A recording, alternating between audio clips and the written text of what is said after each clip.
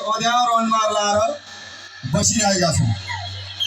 अब चिन्ता नगर, तिमीहरूको राजा आइसकेको छ। महाराज काल पुरुष आएर कसैले महाराज हामीलाई ठिक छ, मेरो राज्यमा आएर आतङ्क मचाउने कुरेक्षमा परिरहेछ। कतातिर छ त सबै उदास छन्। हे काल पुरुष, यो मेरो राज्यमा आएर यी मेरा प्रजाहरूलाई त्राहिमाम त्राहिमाम त्राहिमाम पार्दै तर्साउने को हौ तिमी? काल पुरुष तर्दैको होस् भोलि तिमी कस्ता कस्ता हरामार झुसीले किरा गर्दा र यो राज्यको राजा राजा परीक्षित भनेको मै हो, न हो? यो राज्यको राजा परीक्षित सायद तपाईँ थाहा छैन होला। आजबाट यो राज्य कलिको भएको छ, कलिको।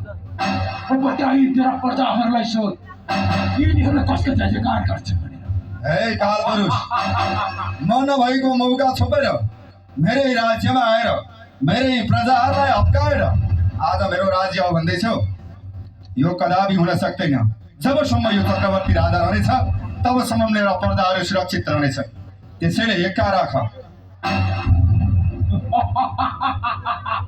आज यो कलिको र सामुन्ने आएर यति ठुला ठुला कुरा गर्दैछस्। सबैभन्दा पहिलो तेरो आयु कति हो भनेर।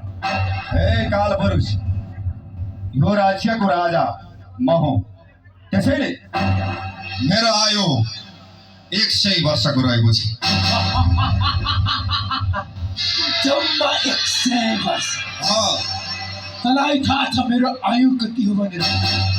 मलाई तेरो गतिविधि र क्रियाकलाप हेर्दाखेरि आयु जति भए पनि आजै समाप्त हुन्छ कि जस्तो लाग्दैछ।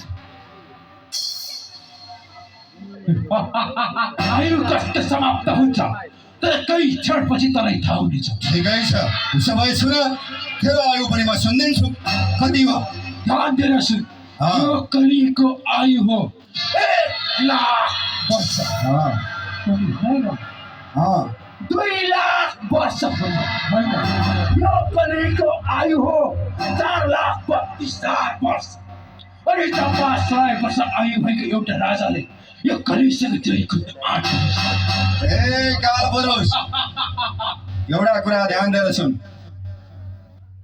सराईको काटी भलै सानै हुन्छ, तर हजारौं मेट्रिक टनको दाउराको खागलाई एकै क्षणमा खरानी बनाउन सक्छ। त्यसैले तेरो 4,32,000 आयुले मलाई केही फरक पार्दैन। तर ध्यानपूर्वक रूपमा सुन, यसैमा तेरो भलाइ हुन्छ कि तँ यो मेरो राज्य छोडेर बाटो लागि। आखिर तैँले यो राज्यको राजा त भनिस्।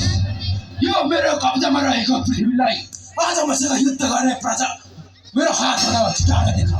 अनि मात्र मान्छे तेरो हातमा बलमा कति शक्ति छ भनेर आज युद्ध गर मसँग। नरहेका बाँस, नबजेका बाँसुरी। तेरो इच्छा यही छ भने यी अस्त्र यी शस्त्र केही पनि चाहिँदैन। आइज, उसो भए म तसँग मल्ल युद्धका लागि तयार छु। तेरो लागि त मलाई पनि यो अस्त्रको केही आवश्यकता छैन। लैज, त्यसलाई मल्ल युद्धद्वारा युद्ध गर्नेछु। बाहुद्वारा मल्ल युद्धले तँलाई म आज युद्ध गर्न सक्छु। लैज, तेरो इच्छा यही हो भने म पनि पूर्ण गरिदिनेछु। लैज, युद्ध गर, युद्ध।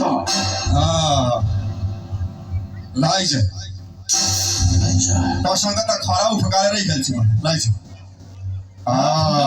फुकाला फुकाल।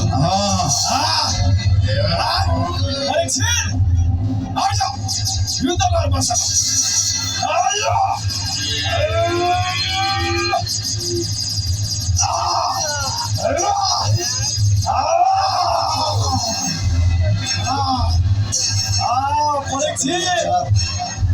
हारेको छैन। आइज युद्धमा। यो त ट्रेलर मात्र हो रे।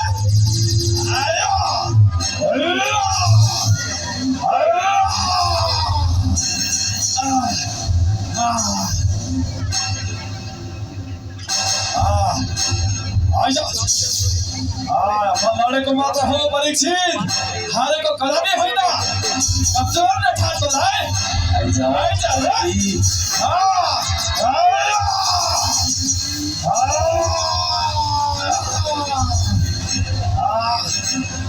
परीक्षित म खेलाउँदैछु तँलाई मेरो अन्त्य कसरी गर्नुपर्छ मलाई थाहा छ आइज परीक्षित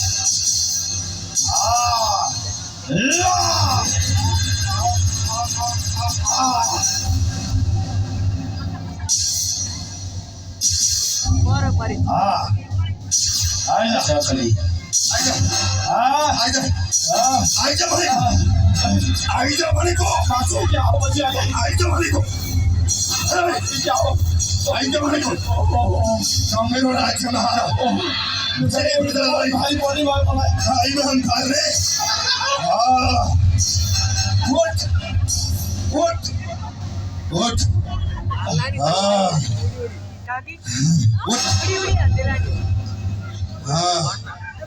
अलि लाउन खराब